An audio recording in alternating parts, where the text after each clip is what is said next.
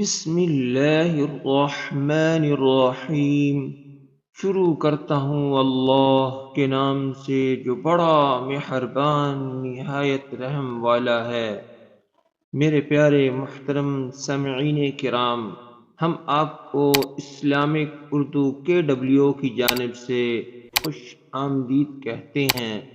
میرے پیارے محترم سامعین کرام، آج کا موضوع حضرت انسان کی پیدائش کا مقصد کیا تھا اور کیا فرشتے عبادت کے لیے کافی نہیں تھے؟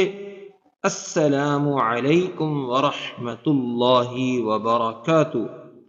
پیارے محترم سامعین کرام، انسان کو اللہ تعالی نے اپنی عبادت کے لیے پیدا فرمایا ہے۔ چنانچہ اللہ تعالی نے قرآن کریم کے اندر یوں ارشاد فرمایا: وَمَا خَلَقْتُ الْجِنَّ وَالْإِنسَ إِلَّا لِيَعْبُدُونَ۔ ترجمہ یعنی میں نے جنات اور انسان کو صرف ایک کام کے لیے پیدا کیا کہ وہ میری عبادت کریں۔ پیارے محترم سامعین کرام، انسان کا اصل مقصد زندگی اور اس کے دنیا میں آنے اور دنیا میں رہنے کا اصل مقصد یہ ہے کہ وہ اللہ جل شانہ کی عبادت کرے۔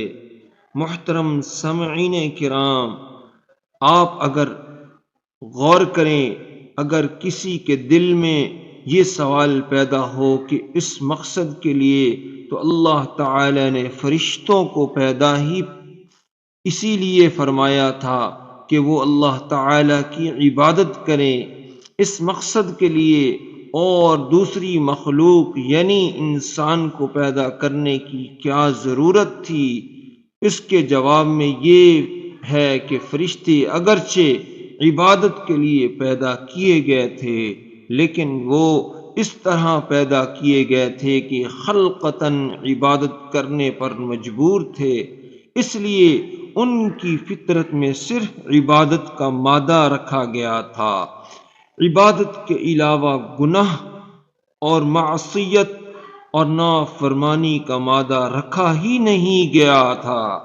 لیکن حضرت انسان اس طرح پیدا کیے گئے کہ اس کے اندر نافرمانی کا مادہ بھی رکھا گیا ہے، گناہ کا مادہ بھی رکھا گیا ہے، اور پھر حکم دیا گیا کہ تو بندے میری عبادت کر۔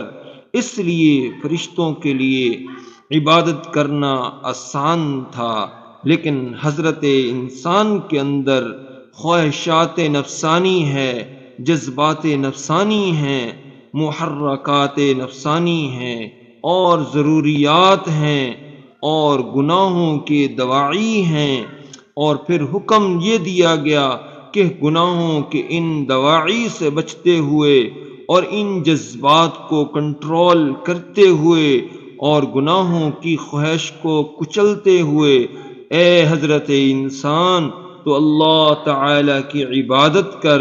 انسان کا امتحان لینا انسان کو اس عبادت کے لیے اس لیے پیدا فرمایا تاکہ یہ دیکھیں کہ یہ انسان جس کے اندر ہم نے مختلف قسم کے داعیے اور خواہشات رکھی ہیں، ہم نے اس کے اندر گناہوں کے جذبات اور اس کا شوق رکھا ہے، ان تمام چیزوں کے باوجود یہ انسان ہماری طرف آتا ہے اور ہمیں یاد کرتا ہے اور یہ گناہوں کے داعیے کی طرف جاتا ہے اور ان کے جذبات کو اپنے اوپر غالب کر لیتا ہے۔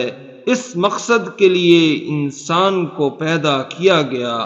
پیارے محترم سامعین کرام، اللہ تعالی نے اصل میں انسان کو پیدا ہی اس لیے کیا کہ وہ آ کر اللہ تعالی کی عبادت کرے۔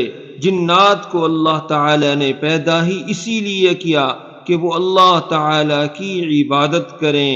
انسان کا اس دنیا میں آنے کا اصل مقصد یہ ہے کہ وہ اللہ تعالی کی عبادت کریں۔ میرے پیارے محترم سامعین کرام، امید ہے آج کی ہماری یہ ویڈیو آپ کو پسند آئی ہوگی۔